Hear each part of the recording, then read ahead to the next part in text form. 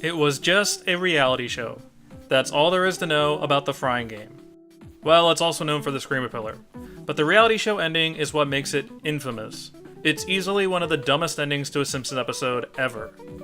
And yet, I laugh every single time. Yes, even me, the guy who ranted on YouTube about the alligator being alive the entire time. I think I'm a bad person. So what's the difference between these endings? They both come completely out of nowhere. Is it execution? Is it scope? What is the line between an ending that is so bad it's lazy and so bad it's meta? Let's see if we can figure this out. What's funny is that we should have seen this kind of plot coming, since it literally opens with Lenny and Carl arguing about Muhammad Ali versus anti-lock brakes, or Johnny Mathis versus Diet Pepsi. This should be our first indicator that this is a John Swartzwelder joint. A Shaggy Dog story is imminent. The Koi Pond in Screamer Pillar serves as our opening set piece. And for frivolous, throwaway Act 1s in the early teen season centering around a bug, this is one of the better ones. No, seriously, I think the Screamer Pillar is a hilarious concept. That hoarse, high-pitched screaming is the perfect amount of silly and annoying. They get some funny one-liners here too, like describing how it's sexually attracted to fire. I think the Screamer Pillar would have worn out its welcome really quickly if spread over an entire act, but they knew what they had with him.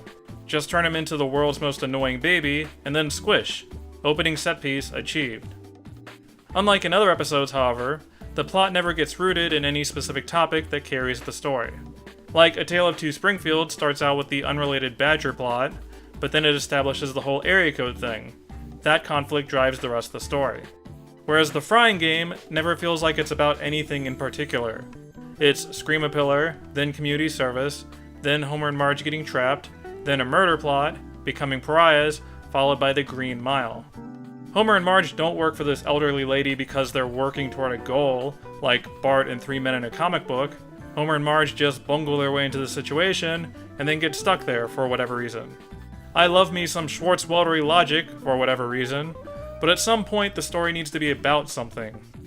Mrs. Bellamy herself isn't an inherently interesting character.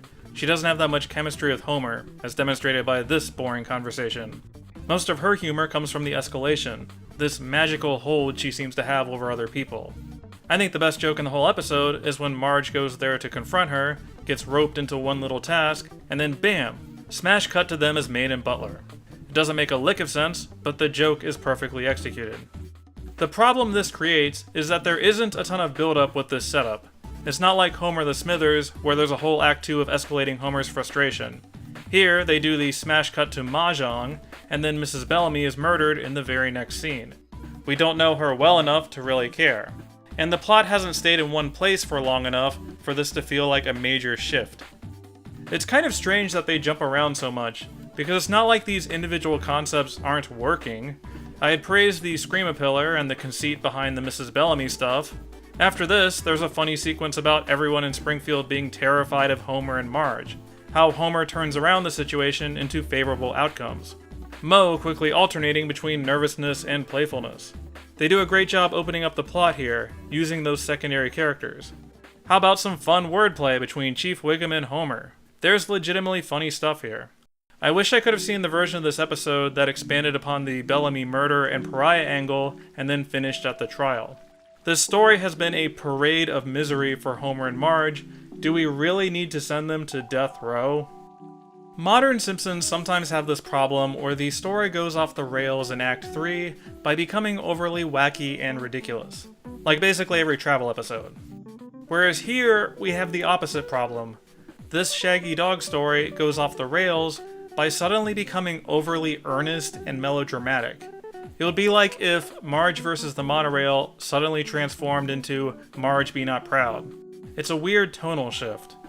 As a result, the frying game has what I describe as the Toy Story 3 factor going for it. Okay, spoiler warning for that 10-year-old movie.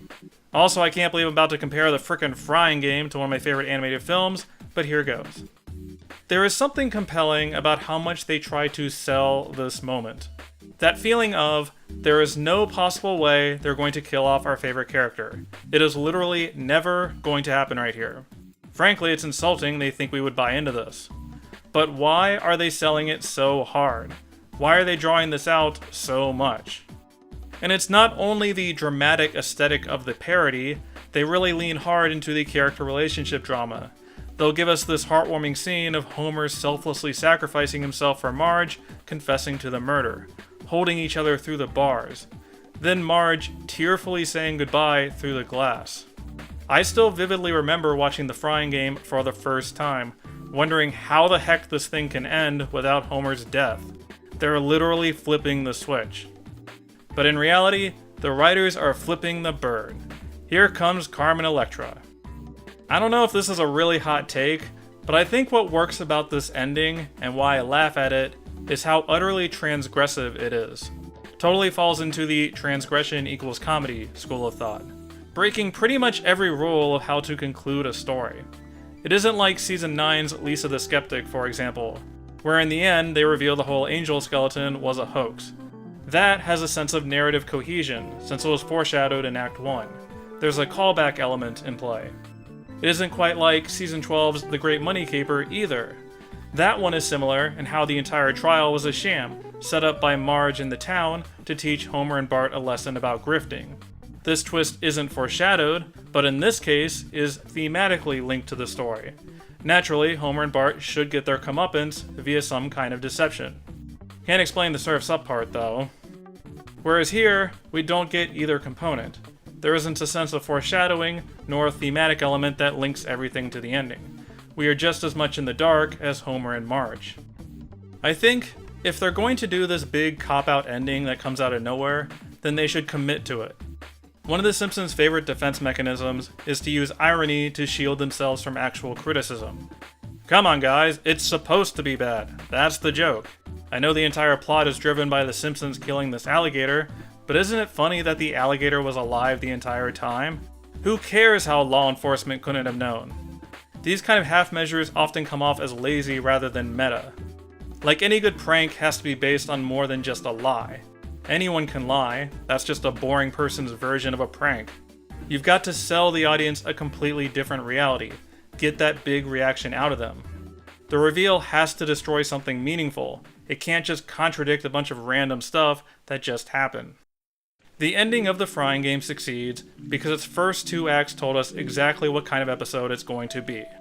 When something tells you it's going to be a wacky farce, you should listen. And hey, if it can contrive a genuinely heartwarming moment after 4 straight seasons of jerk-ass Homer, then that's just a bonus. Is The Frying Game as a whole a good episode of The Simpsons? No, come on, this thing is a mess.